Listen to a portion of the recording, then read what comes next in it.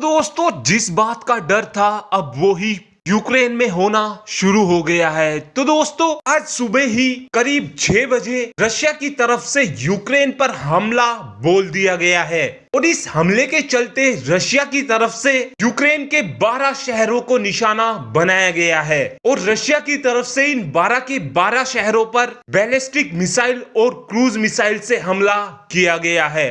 इसी के साथ साथ रशिया ने अब अपने ड्रोनों को भी मैदान में उतार दिया है और रशिया की तरफ से ये भी दावा किया गया है कि हमने यूक्रेन के बहुत से सैन्य ठिकानों को पूरी तरीके से बर्बाद कर लिया है। इसी के साथ साथ यूक्रेन की तरफ से भी ये दावा किया गया है कि इन हमलों में अब तक करीब 300 यूक्रेन के लोगों की जान चली गई है और अब यूक्रेन के लोग अधिकतर बंकरों में जाना शुरू भी हो चुके हैं। और अब से करीब 20 मिनट पहले ही रशिया की तरफ से यूक्रेन के एक हाइड्रोजन पावर प्लांट को भी निशाना बनाया गया है और रशिया की तरफ से इस हाइड्रोजन पावर प्लांट को पूरी तरीके से बर्बाद कर दिया गया है।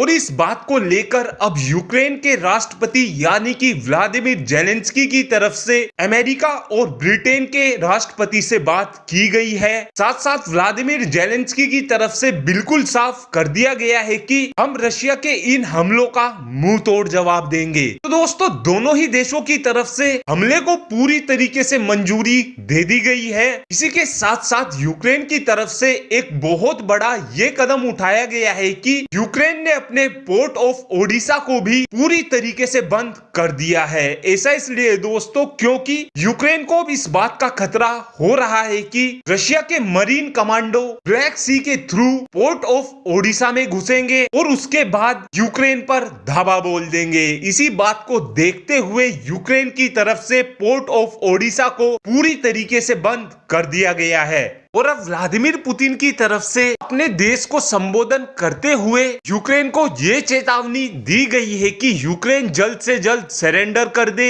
लेकिन यूक्रेन की तरफ से भी बिल्कुल साफ कर दिया गया है कि हम सरेंडर नहीं करेंगे, हम रशिया को मुंह तोड़ जवाब देंगे। और अब यूक्रेन में मार्शल लॉ भी लागू हो चुका है और मार्शल लॉ के तहत अब सभी की सभी पावर यूक्रेन के सैनिकों के हाथ में आ गई है। और रशिया को जवाब देने के लिए यूक्रेन की तरफ से तुर्की से कुछ हथियारों की मांग की गई है और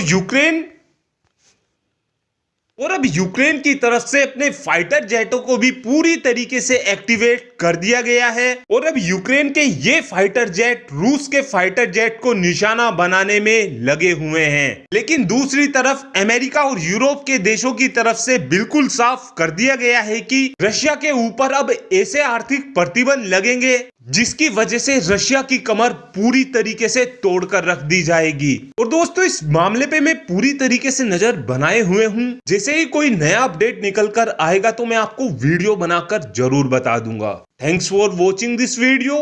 हैव अ गुड डे।